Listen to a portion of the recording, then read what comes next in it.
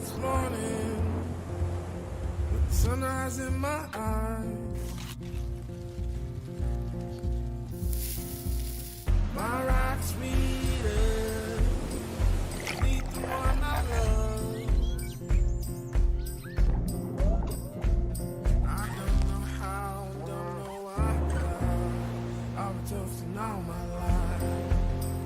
Oh, it's sweeter. I've been toasting all my life.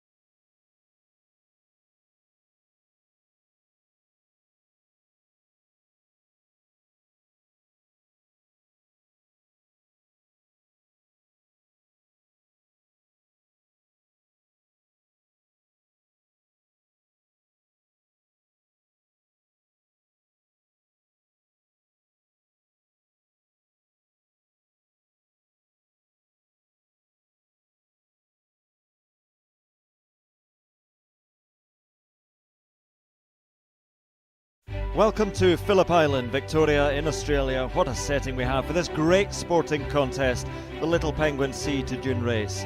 Nervous moments always as they gather on the beach, the tension mounting, and away they go. There's the defending champion, wearing his familiar navy blue and white, great waddling style. Another pre-race favourite though, losing touch with the pack. Maybe that's why. A few too many fish in the day's feeding.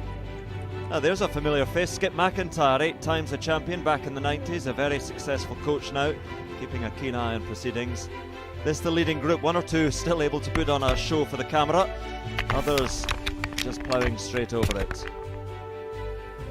Some resorting to shortcuts. Sad that cheating has crept into this beautiful sport. The judges will have a look at that.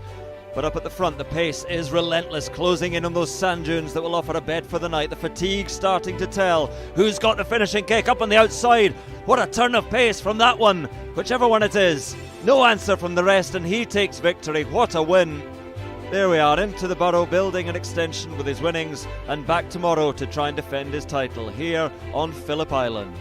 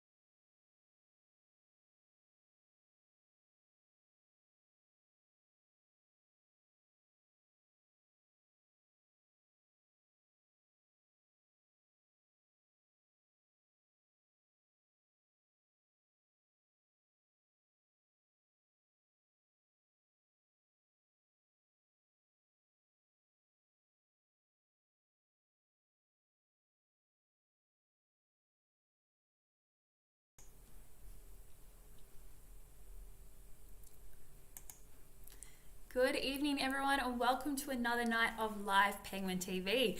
My name's Megan, and I'm going to be your host tonight, talking to you about all things penguin as we watch the world's smallest species of penguin, our little penguin, coming out of the water, crossing the beach, and heading back to their burrows here on Phillip Island in Victoria, Australia. And tonight I'm joined by Michael. Come on in and tell us all what you'll be doing tonight, Michael. G'day everyone, welcome to the live streaming. I'll be answering or giving Megan some questions that you'll be hopefully giving us tonight, off YouTube and Facebook. So get those questions that you've always wanted to know about penguins into us, and Megan will hopefully do her best to answer them. I will do my best. Thank you, Michael. So as Michael said, he'll be going through all your lovely questions and comments on Facebook and YouTube. We'll do our very best to get back to especially those ones on YouTube, because we will have rangers going through the comments on Facebook and answering all of your fantastic questions within the next 24 hours. We don't have that capacity on on YouTube. So we'll do our very best to answer some of your questions from YouTube and some from Facebook tonight. So send through your very best, your trickiest, all your questions, and I'll do my very best to answer them. And we do have Ranger Andy, who's showing off a little bit tonight, standing there giving us a wave. It's like he knew I was talking about him. That was a bit creepy. So Andy is actually in charge of the penguin parade tonight. He doesn't look too busy. I think he's out just making sure everything's nice and secure, making sure everybody's behaving themselves on this beautiful night here on Phillip Island. And you'll notice we have a very high tide tonight, so I might leave Andy there and we'll head over to the main section of beach where we usually get our first group of penguins, because there were some penguins hanging around here already, super keen to get home across this tiny little bit of beach. So we do have Ranger Sonia counting tonight. So send Sonia all of your love, because she's going to have a very difficult night tonight trying to count our penguins as they're crossing this tiniest bit of beach. We also do have Ranger John down here on Penguins Plus, just where our camera is, so he might be giving Sonia a little bit of a hand counting these penguins. It is a very difficult job at the best of times, counting these penguins as they cross the beach, and she'll have an extra challenge tonight. And I don't see those penguins that were hanging around. They were hanging around here for about 15 minutes or so before we went live, but they were a little bit undecisive, because it is still quite light out. Even though the tide's really high, they don't have too far to go, so they might be feeling a little bit braver, but it's still quite light. And these penguins are very cautious, because crossing the beach tonight is the most dangerous part of their day. So they'll be out here in the water, forming groups called rafts, getting ready to come in across the beach. And I think we might be able to see some rafts if we look out into the ocean. It's quite nice and flat, and the ocean's nice and close to us tonight. So what we're looking for is a black line on the surface of the water, and that might be one out here. Let me zoom in. You're probably watching on a bigger screen than me if you're watching from home, so you might even be able to see the rafts a bit better than myself, but that looks like a nice big raft, that big line on the surface of the water just over near the rocks there. So that looks like a big group of penguins, and they've been out there for the last couple of hours forming these groups, talking to each other, going huck, huck, huck, huck, huck, which pretty much means, hey guys, are we ready to group together? We're ready to cross the beach. I'm sure if you're one of our regular Waddle watchers, you have already greeted each other with the hucks in the comments. And if it's your first time tuning into live Penguin TV, and you're wondering what all the hucking is about, that's the noise that penguins use to call out to each other, group together, kind of say hello. So it's fantastic that all of our Waddle watchers use hucking as a way to say hello. I just love it. So fantastic. And if you're sitting down on the beach, you'd probably be able to hear them hucking away with the hucks traveling over the water. And Michael was saying earlier that he usually sees some penguins when you go out for a surf, Michael? Yeah, about 4 o'clock in the afternoon they start to gather in, and you can see them sort of heading off towards their homes. Wow, 4 o'clock in the afternoon. Those penguins are certainly very eager to get home. And they didn't come out till, what time they come out last night, Michael? They came in at 8:25 last night. 8:25. Ooh, so that's not too far away, and I feel like they might be a bit earlier tonight. And how many do we have for those playing at home who might have had their guesses? Make sure all your guesses are in, and Mike will tell us how many penguins there were last night. So last night we had 1,262 penguins. 1,262 penguins. Thanks, Michael. So if you're at home and you have a little bit of a competition going as to who guesses the number of penguins, that was 1,262. Beautiful. And that raft looks like it's moving quite quickly, getting much closer to us. I'll zoom out and just make sure there's no penguins that have snuck up while I've been out looking at that raft, because sometimes they do sneak past us. It's a nice small group, like the one that was hanging around here earlier, but it doesn't look like there's any sign of them. We'll keep watching that raft. And as they come in, if you want to try your hand at penguin counting, you can do your very best trying to count these penguins on this difficult high tide tonight, trying to count them as they cross the beach. And this isn't even as high as the tide goes. We still have, what is it, Michael, about another hour of the tide coming in? Yeah, I think high tide's about 9:30 tonight. 9:30 is the high tide. So these penguins, well, it makes it hard for our penguin counter, but the penguins love having that high tide. Because this is the most dangerous part of their day. They're forming those groups, not just for socialisation, but for safety in numbers as they're crossing the beach. So when they're in a big group like this raft, you can see coming in quite quickly, they're a lot safer than if they were to come in individually. And those rafts, they're also poking their little heads out of the water, which is that disturbance we can see on the surface. And they're looking up to where our camera is. We're just waiting for it to get a little bit darker. And that's when they know they're safest across the beach, because that's when their main predators here on land, big predatory birds, things like sea eagles, Pacific gulls, swamp harriers, they'll go to roost for the night, and that's when it's safest for our little penguins to cross the beach. And they're coming in so quickly, they look like they've made a decision. But they'll probably hang around the edge of the water a little bit. Or they might, maybe not tonight, because the tide is quite high. Sometimes they'll have 50 or 100 metres or so to walk across the beach. Tonight they have almost no beach to walk across, so they might be in a bit more of a hurry. And this beautiful ocean we're looking out onto, nice and flat tonight. We are looking out onto Bass Strait and out into the Southern Ocean. So this water body and our beautiful country here on Phillip Island, also known as Millau, is the traditional lands of the Bunurong. And the Bunurong were the first people here on Phillip Island, coming here for thousands of years before Europeans, before there was houses or a bridge. They would have been the first people seeing our penguins coming across this beautiful beach here on Phillip Island, or Millau. And I would like to acknowledge the Bunurong and their elders past, present and emerging as the traditional custodians of this land, and thank them for all the work they've done looking after this beautiful country, preserving it, living off it sustainably, so that we can enjoy it today. And I would like to say a happy NAIDOC week to all of our Aboriginal and Torres Strait Islanders around Australia and around the world. It's a fantastic week to celebrate and acknowledge their contributions and commitment to caring for this beautiful land, and that they've been here for about 65,000 years here in Australia. So if you know who the traditional custodians of the land you're on are, post that in the comments. We love to see where you're all joining from, who those custodians are. I know my mum likes to tune in every night from Wurundjeri country over in Melbourne, so let us know where you're joining from, who those custodians are, and acknowledging the time that they've been here on this beautiful land looking after it. And I believe we would have had a start to our penguin count now. Is that right, Michael? Yep. Just now, yep. Just now. We just had a start to our count with this big group of penguins. Oh, like I thought, they're not waiting for anybody. The tide's nice and high. They've gone straight across that tiny little bit of beach. They're not even going to have a rest on the rocks. They're going straight down through the old creek bed, and they're in a hurry to get home. So Sonia just said there was about 80 in the first group. Ooh, about 80 in that first group, Sonia counted. Let us know if you counted close to that. I know it's probably a little bit difficult. You didn't have much time to count them before they've now dispersed. Some of these penguins will be going under our viewing platform. Some of them will go up the hill.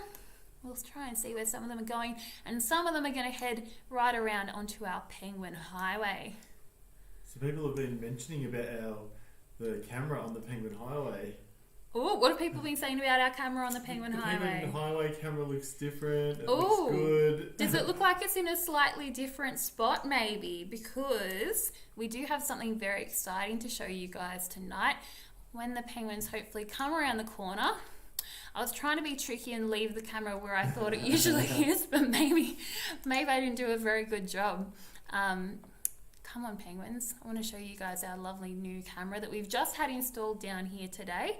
So as these penguins come around the corner, we should be able to zoom in on them and follow them as they walk along the highway. So come on, little guys. We want to be able to follow you a little bit further on your journey home. So we'll watch them going around. Oh, now they're having a bit of a rest over here. They didn't want to stop on the rocks, but now they've come around here. And there we go. There's some coming on the highway. So I'll go over to the highway.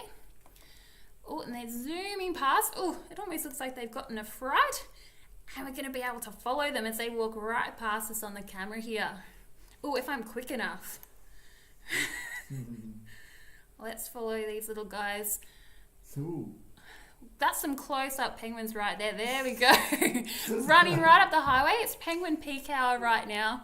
You can see why we call it the Penguin Highway. And here is usually another spot where they like to take a rest, but they are in a hurry. It almost looks like something gave these guys a bit of a fright.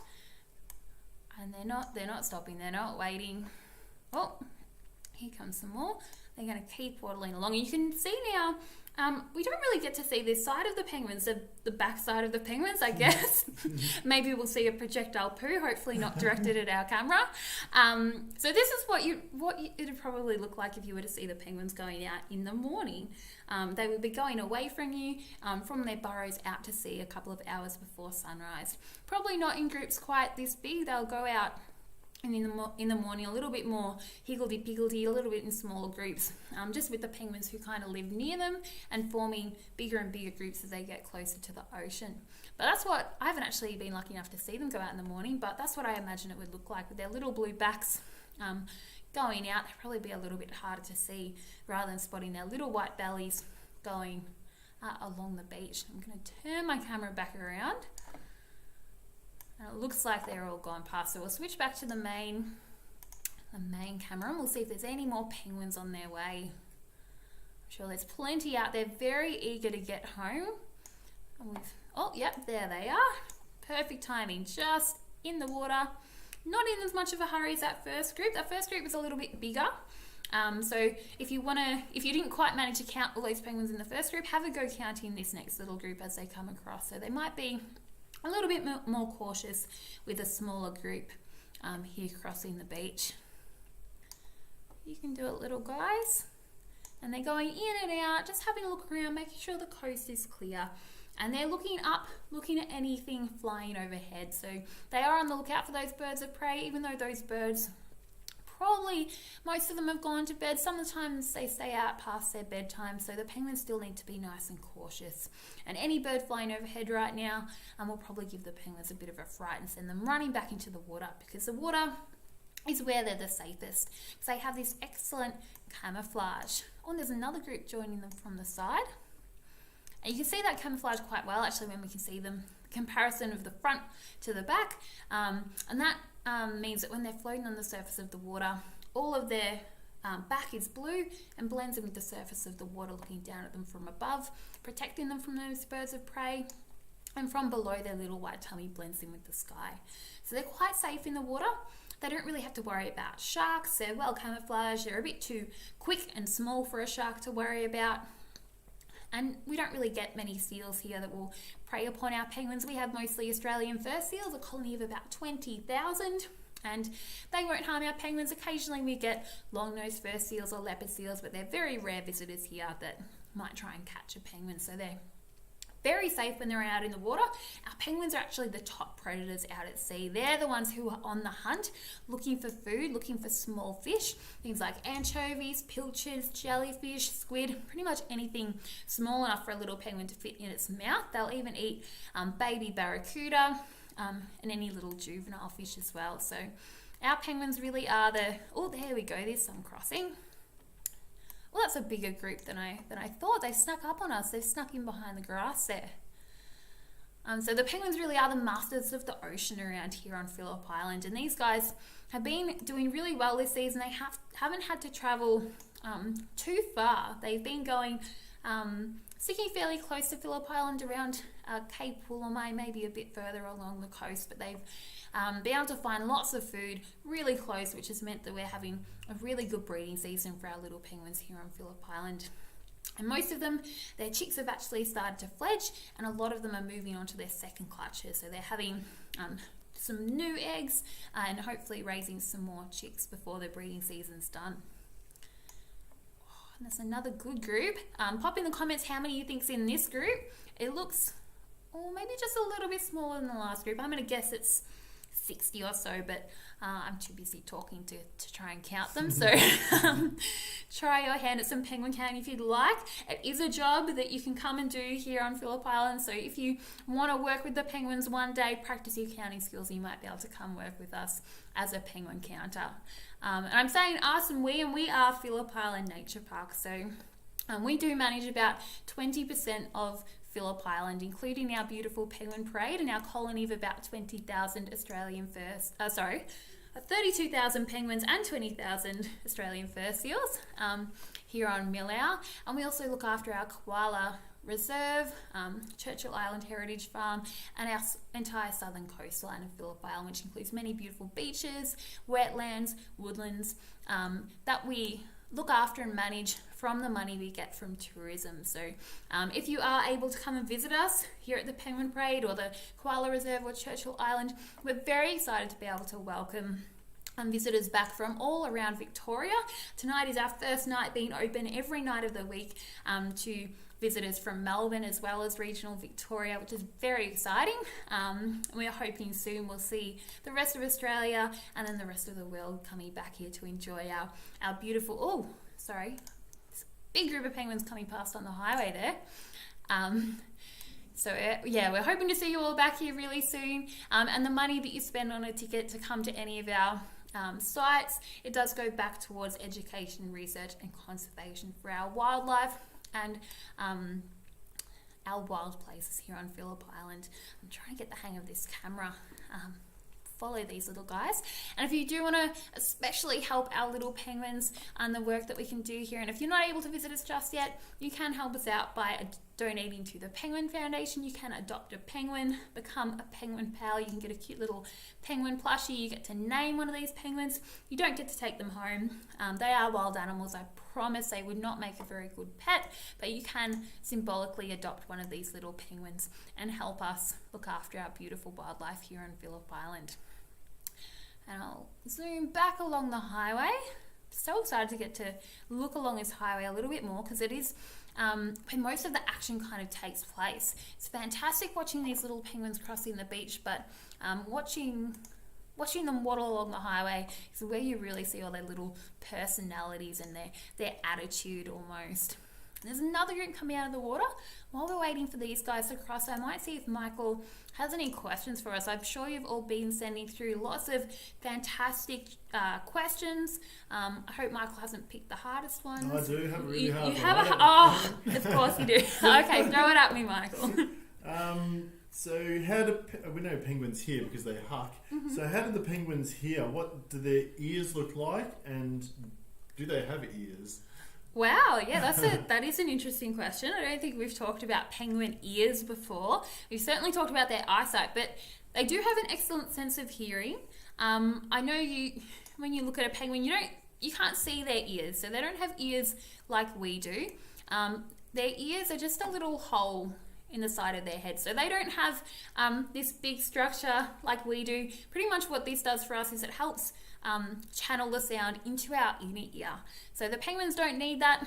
They just have a little hole in the side of their head, and that's their ears. As far as I know, I don't know a lot about penguin hearing, but we do know that they have pretty excellent hearing. So they mainly use their sight to find their way, and their hearing to communicate. So to call out to each other out at sea, they have to have quite good hearing to be able to find their chicks. Their chicks will chirp to them, going chirp, chirp, chirp, chirp, chirp, chirp, chirp.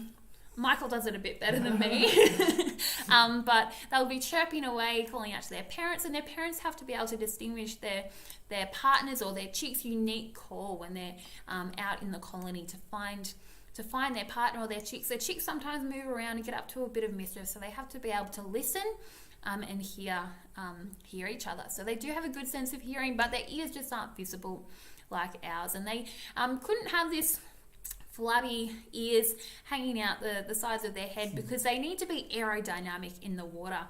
They don't want anything dragging them down, slowing them down, so they don't have any visible ears, but they do definitely have ears. So a different question. I wasn't expecting that one. I like it. Definitely throw us your difficult questions, the ones you think we haven't talked about yet. We like to try and keep it interesting, keep it a little bit different, and talk about different things where we can. And these guys look like they're not super brave, but they're not too scared. They're just kind of deciding, are we ready to cross yet? Where are they going? Why are they walking to the side? What's going on over here? Oh, another big group has arrived. They're going to all join together. So there's that safety in numbers.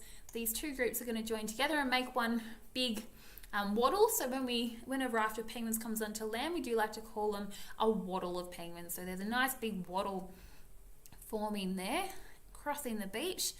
Oh gosh, I'm sure Sonia's having a very difficult time trying to count these penguins.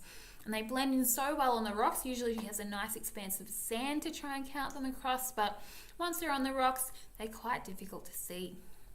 And the penguins know it, so they're not too scared tonight because they know they blend in a lot better with the rocks than they do with the open sand, and they don't have too far to waddle before they reach safety tonight on their way back to their burrows.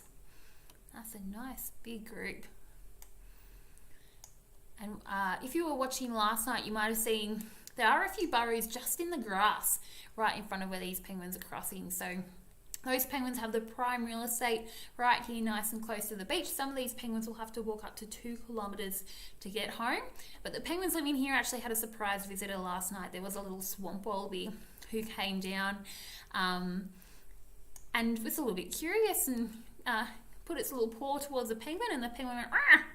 What are you? Don't you touch me," and gave it a bit of a bite and had a little bit of an argument, which I thought was hilarious. And I know we've definitely seen the penguins have a lot of personality, a very feisty personality, quite a few times here on the live Penguin TV. I'm sure a lot of you, if you're regular waddle watchers, remember Goose Gate, when our penguins are trying to waddle up the hill and the mama goose wouldn't let them past. And I saw something quite interesting last night. Yesterday, because we have lots of wildlife that shares their home here on Phillip Island with our penguins. And yesterday, I was out checking some of our penguin burrows, so at our research site. And we have some little wooden boxes, so I might actually follow these penguins across to some of the wooden boxes we have down here. And we have these wooden boxes because there's some penguins on the Penguin Highway, a couple of little shell gritters who are going to distract me for a moment. So these penguins going the wrong way, they aren't lost. These are some mama penguins who are getting ready to lay their eggs, walking down to the beach to get some extra calcium to build the shells of their egg. So we'll probably see them as they come back past. Here these guys go. Oh, they're having a bit of a rest here. Just in front of where we do have some of these penguin boxes. You can see them just in front of the penguins there. So that's what I was checking on yesterday. Some of these boxes, you can just lift up the lid, check on the penguins inside, and we have some with those numbers on them. So we'll check them at this site 3 times a week. And I was out there and I saw something run into one of the penguin boxes I was just about to check. And I was a bit concerned that it was a snake. I lifted the lid on this box, looked inside, and it was a blue-tongue lizard. I hadn't seen one of them in a penguin box before, and there were 2 penguins inside, and the penguins were not happy. The lizard came in and the penguin went, "Rah!" Gave it a bit of a peck. The lizard turned around and went to go out the entrance, but he's like, "Oh no, there's a human out there." So he just sat patiently in the entrance with the penguin standing there behind him, watching him until I left and he'd go back out of the burrow again. So I think he was okay. He came back out. I saw him foraging around this little blue-tongue lizard, looking for some little insects to eat.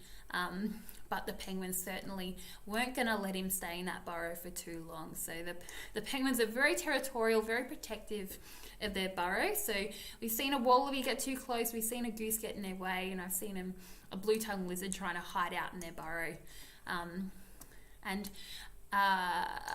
We definitely saw that mama goose trying to attack the penguins, but I've also seen a penguin attack a goose, and a goose is maybe the size of 5 or 10 penguins. I don't know how much a goose weighs actually. Any ideas, Michael? No, there must be about 5 or 6 kilos. Yeah, there you go. Big. Put in the comments, how much do you think a Cape Barren goose weighs? I really don't know. They definitely look like they struggle to get off the ground. But our little penguins are only 1 kilo usually, so that's a whole kilo of attitude in these little penguins. And we do have another animal that we might be lucky enough to sometimes see here on live Penguin TV. We do have eastern barred bandicoots running around here on Phillip Island, and they were introduced here when we actually managed to get rid of foxes on Phillip Island. So eastern barred bandicoots are classified as extinct in the wild on the Australian mainland. Oh, I'm going to watch these guys on the highway. The highway is probably where we might see a bandicoot if we are lucky enough to spot one running past. They look almost like they're about the size of a rabbit, but they're much quicker. They hop and they have little straps on their back. So do keep an eye out for the odd bandicoot running past. And we've had them for maybe about three years. We've had bandicoots here on Phillip Island, and they're doing really, really well. But some of our researchers were a little bit concerned about the bandicoots and how they would interact with the penguins. And those concerns were pretty quickly alleviated when our researchers saw a bandicoot go up to a penguin, because bandicoots are quite curious, went up to see what is this strange creature I've never seen before, and the penguin attacked the bandicoot, and the bandicoot was put in its place and ran away and left the penguins alone. So our penguins, they have quite a lot of attitude. I've definitely had penguins attack me before. We're actually out on Sunday night collecting blood samples from some penguins to see what they're eating, and I took this penguin back after we collected the blood from it, and I put it back at its burrow, turned around to walk back, and the penguin chased me, and it bit at the bottom of my pants and ran after me as I tried to leave it back at its burrow. So that's another reason you don't want a penguin as a pet, and I definitely wouldn't want to cross a penguin if I was one of the animals living out here on the Summerland Peninsula, which is great for our penguins. It means they're really good at looking after themselves and protecting themselves, especially against those native animals, not even ones that are going to eat them, just ones that get in their way. But we have, like I said, we've managed to get rid of foxes here on Phillip Island. So one of the main threats that our penguins and our wildlife still face here on Phillip Island are feral cats. So we do have cats that don't have an owner. They're completely wild, and they do roam the island, harming our wildlife. So we are trying to get rid of our feral cats to protect our wildlife here on Phillip Island. And one thing that you can do, if you have a pet cat, you can keep it contained to your property, keep it indoors, make sure it doesn't roam, and make sure it's desexed so it can't contribute to that feral cat population, and that it's not impacting on our native wildlife. And that's one less thing that our penguins have to deal with in their struggle to get home and protect their burrows and defend their chicks. And this penguin's going to stop and have a bit of a scratch. We'll see the other ones on their way. I'm hoping some of them stop in the camera as I turn it around here. Nope, they're in a hurry tonight. Off they go. Oh, and that one's like, no, don't leave me behind. Come back. Oh, yes, they're going to have a bit of a stop, a bit of a preen, a little bit of a rest on the highway.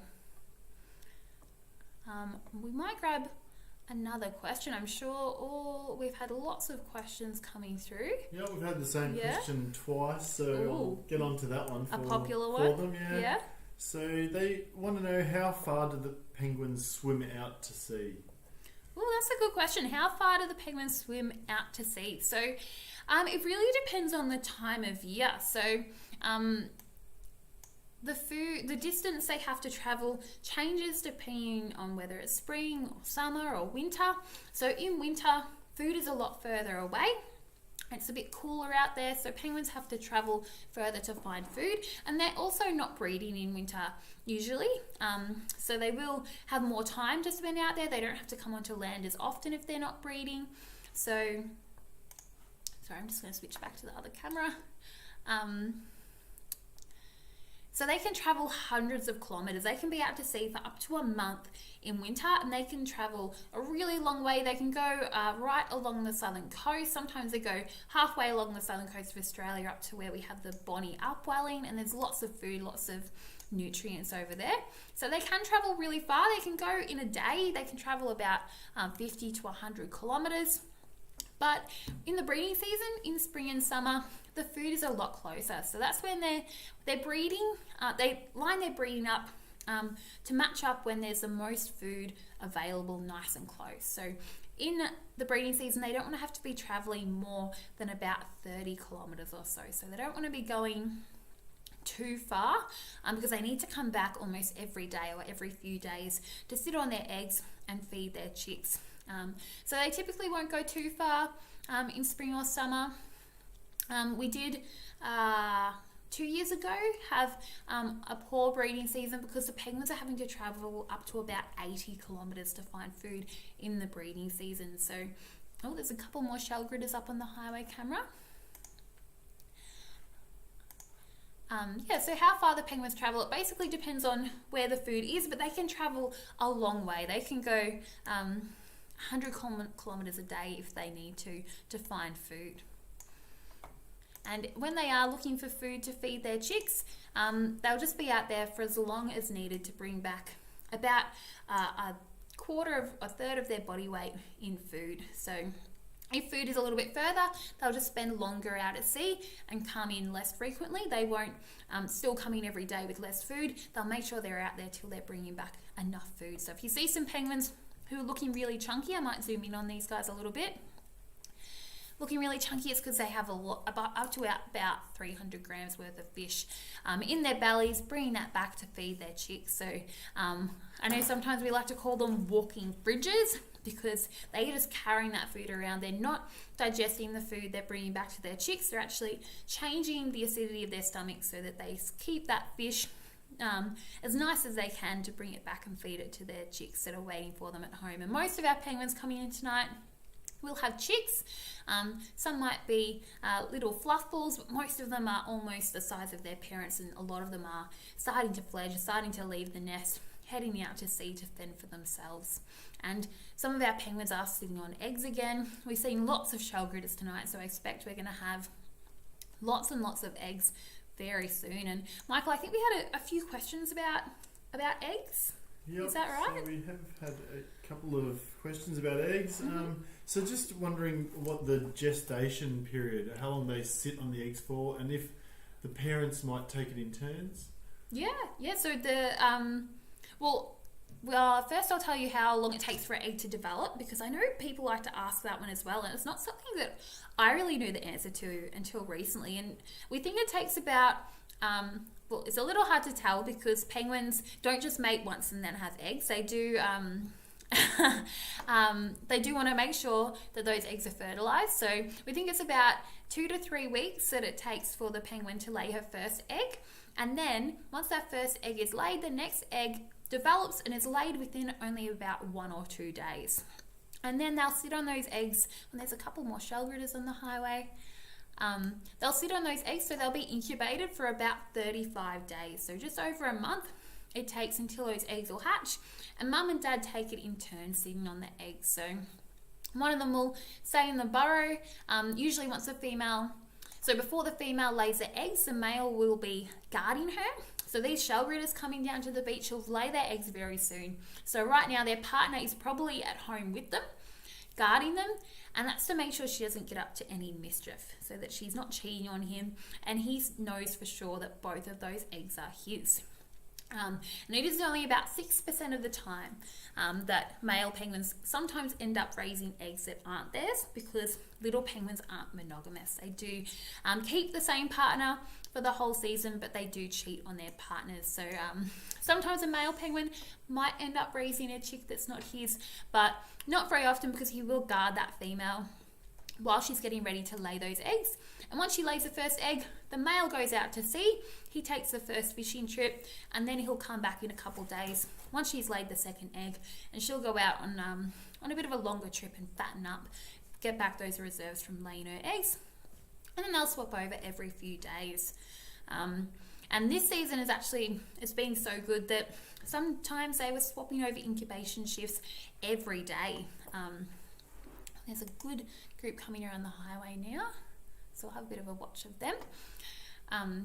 So yeah, they're definitely not having to go too far for food. So I'm sure all you regular water watchers have heard me talk about this before. We were tracking the penguins during each stage of breeding to see where they were going, what they were doing, and incubation trips are usually 3 to 5 days, and most of the ones I was getting was only 1 or 2 days when I was tracking those penguins. So we were securing those trackers on really well, getting ready for a nice long trip, a lot of data to get back, and the penguins were coming back with only a day or two worth of data because their food just wasn't that far. They weren't having to travel too far to find food. What's this penguin doing? He's very curious. It's like, whoop. Oh, he's gone past my camera. He's too quick for me. I'll go back up and watch this guy's on their way past. The penguins are very curious. You can see they have reflections in the window there. Sometimes they do come up to the window and look inside. I don't know if they're looking at their reflections or they're looking at what's inside. Often there's people in there, so sometimes they'll go and have a look and see what the people are up to. And when you can see them so close, we might actually be able to see the difference between the males and females, since we can see them a little bit closer. Yeah, turn your beak to the side. So if you can see a penguin with a big beak, like that one there had quite a big beak, a big deep beak with a big hook on the end, that's usually a male. If you can see one with a nice thin slender beak, that's usually a female. So see if you can spot the difference when we can see them a little bit closer now here on the highway camera. I'll try and follow these guys so you can see them on the side and we can see the difference. So that one that just went past was a male, and this one in the middle is a female. Oh, they're too quick. They're too quick for me. I'll zoom out a little bit and we'll go back around. So I hope you could see that difference of the beaks. Now we can see them a little bit closer. You can try and pick a male or a female, but it is quite tricky. That one in the back looks like a female. That one in the middle was a little bit in between. Sometimes a penguin will be around the 13 mil mark, which is that defining point. Above that's a male, below that's a female. Sometimes they're right around there and it's a little bit hard to tell, but a penguin with a big beak is usually a male, and one with a nice thin beak is usually a female. And Michael's just let me know we have about 5 minutes left. I felt like I'd been talking for a little while. So we might grab a few more questions before we go. And I'll go back to the main. Oh, there's still plenty of penguins here on the rocks. I'll zoom out and we'll just see if there's any more on their way. Oh, yep, there's a few more coming out of the water. Oh, and that feisty penguin looks like it's back at its burrow, the one that wanted to pick a fight with a wallaby. We'll grab another question, Michael. Yep, so how long does it take for a baby penguin to walk or to learn to walk? Oh, yeah, that's an interesting one. Yeah. So how long does it take for a young penguin to walk? So when penguins first hatch, they can't fend for themselves. So they come out of the egg and they're all wet, their eyes are closed, they're only about 35 grams, so only about the size of your palm. They're teeny tiny. So they can't walk, they can't really see for the first couple of days. I'm not sure exactly when they do start walking, because they will stay in the burrow being supervised by a parent for about the first 2 to 4 weeks, and that's what we call the guard stage. So the parents will be there with them, keeping them nice and warm because they are so small. They can't regulate their own body temperature, so the parents will keep them warm and keep feeding them little tiny bits of food, because they can't fit too much food in their teeny tiny bellies, but they need lots of food to grow really fast. And it's about, I'd probably say after a week they can move around quite well on their own, and 2 weeks is when they're big enough and mobile enough that they can start coming out of the burrow. And as they get older and older is when they start moving around more and more, getting up to more and more mischief. And it's about 8 to 10 weeks where they're ready to leave the burrow. So they grow really quickly. And as they do start to get to that 8 to 10 weeks, once they have all their beautiful blue adult feathers, that's when mum and dad stop coming back to feed them. And as they're getting fed less and less, kind of getting told that it's time for them to head out to sea, they start to venture further and further from the burrow, kind of figuring out where they are, where they're going, what kind of penguin they want to be. And that's when sometimes we'll find a juvenile penguin in a random burrow next door or a couple blocks over, or they might just be hiding under the boardwalk or under some vegetation until they figure out that they can follow the other penguins out to sea, and then they'll spend their first year or so of life out in the ocean. So it's really spectacular. It only takes a couple of months from 35 grams, the size of your palm, to a fully grown penguin ready to head out to sea and fend for itself. But they definitely need their parents for that first few weeks to make sure they're kept nice and safe and warm, and then for the weeks after that giving them plenty of food. And we estimate that it's about 14 kilograms worth of food the parents need to bring back to raise one chick to adulthood, which is a lot of food for these little walking fridges. And it looks like they have lots of food in their bellies tonight, which is good to see. And we might grab one more question before we have to go, Michael. Ooh, so on the topic of walking, do these penguins have knees? Do penguins have knees? That's one, I feel like we get asked that one a lot. Yeah, and it's a good question because we say that they don't have knees to bend to walk, which is why they have that little waddle you can see so well here on the highway camera. And they can't bend their knees to walk, so when they're waddling, they're just kind of leaning forward, getting a bit of momentum, rocking side to side, and that's how they move on land. But they do have knees. Their knees are just fused together. Ooh, there they go. And these guys are going to have a bit of a rest. No, you're going to keep going. So they do have knees. They're just not knees that can be bent. So I can't remember the exact number, but penguins actually have less bones than a chicken because many of their bones are fused over time, including their knees. As they've adapted from being flying animals to living in the ocean, their bones have started to fuse more. Of course, they don't need all those individual bones in their flippers because they use them for swimming, not for flying. So penguins actually have denser bones, more fused bones, to help them swim rather than fly. And they need those bones to be denser to help them dive down as well, as they swim down trying to catch food. If they were too light, they wouldn't be able to dive down too far.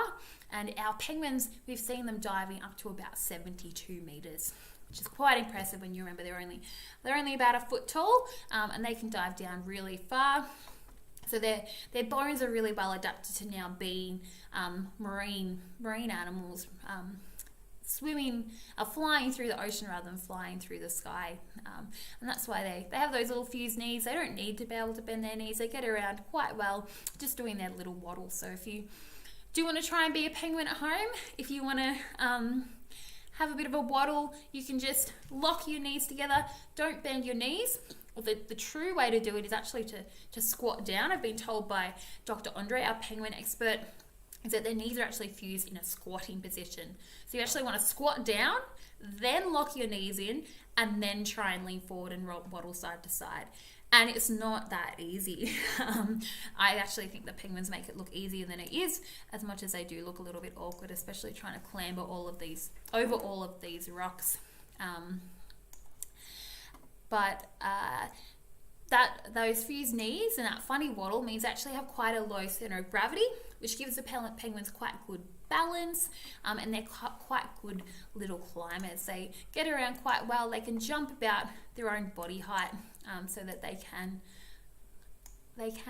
climb up those steep cliffs, climb over those rocks and get home. I just wanted to see what this penguin was doing here. What are you doing all by yourself, buddy? Oh, he's just having a bit of a rest. There we go, on his way. Sometimes the penguins will just have a bit of a stop, have a rest. If they're really tired, they'll lie down, have a nap, have a bit of a preen. he's not in too much of a hurry. Maybe he doesn't have any demanding chicks waiting at home for him. So a lot of people see these penguins and wonder if they're There they go. lost. They're walking, and then they're, checking out their pathways, but they're sort of when I get a lot of questions with the public here asking, do the penguins get lost? Do the penguins get lost? Look, most of the time they don't, but sometimes it does happen. Sometimes a penguin gets lost, especially when something has changed in their environment, because they use their eyesight to find their way home. They don't use their sense of smell to get home.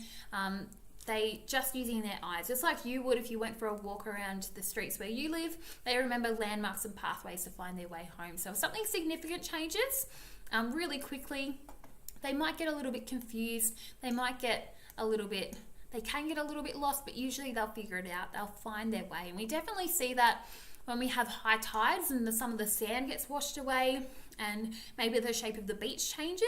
The penguins are a little bit unsure. They'll come up, they'll look around quite cautiously, and then they'll figure it out. They'll try a few different ways. They might try and climb up a little steep bit of sand, and then they'll be like, oh no, that's not going to work, that's too steep, and they'll go around a different way. And they figure it out, and then they'll remember for next time. So if we do make any changes here at the Penguin Parade, we do try and do that gradually over time. So we have a few times, you might have seen some of the excellent footage from our videos at the start of the stream.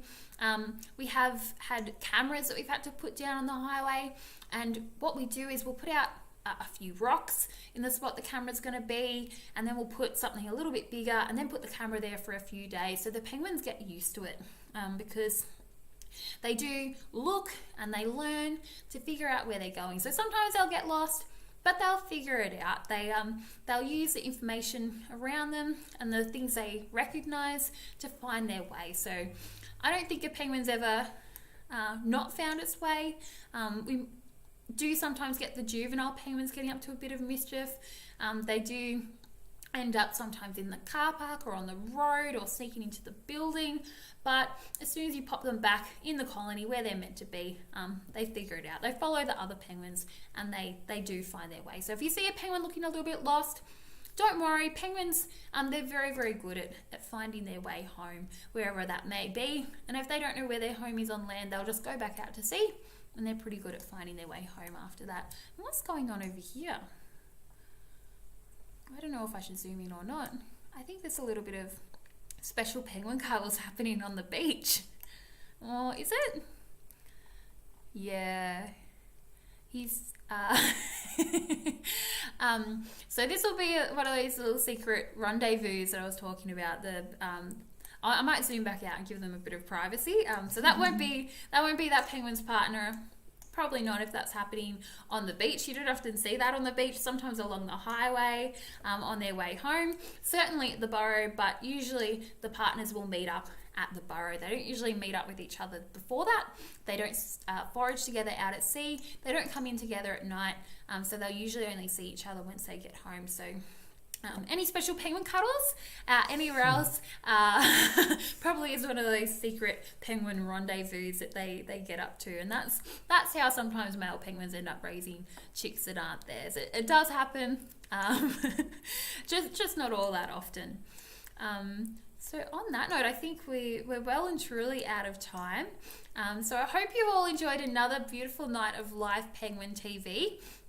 We do hope, if you haven't been able to come and visit us, we want to be able to welcome you back really soon. I know I'm very excited for my family to come and visit on the weekend. I'm sure there's many new faces we're going to get to see around the Penguin Parade, the Koala Reserve, Churchill Island, and just around Phillip Island in general. We're looking forward to having all of our lovely visitors from Melbourne back, and welcoming hopefully the rest of you back soon enough. If you do see any of us out and about the Penguin Parade, do say hi, give us a hug, and we'll know that you're a wattle watcher tuning into our live Penguin TV. And there's still stacks of penguins coming in, So let us know in the comments how many penguins you think will be coming in tonight. Tune in tomorrow night if you want to find out how many we've had. I hope we've answered all your questions tonight. If we haven't, we will be getting back to you with answers to your questions on Facebook. And you can just tune in again tomorrow night. Tune in the night after that. We'll be here every night for the foreseeable future, talking about all things penguin, watching these beautiful little animals across the beach. So if you can't come join us just yet, you can still get your nightly penguin fix here on Live Penguin TV. And if you do want to help look after our beautiful little penguins, you can donate to the Penguin Foundation, or you can adopt a penguin. And we'll hopefully see you again tomorrow night. Do you want to come in and say goodbye to everybody, Michael? All right. Thanks for See watching. you guys.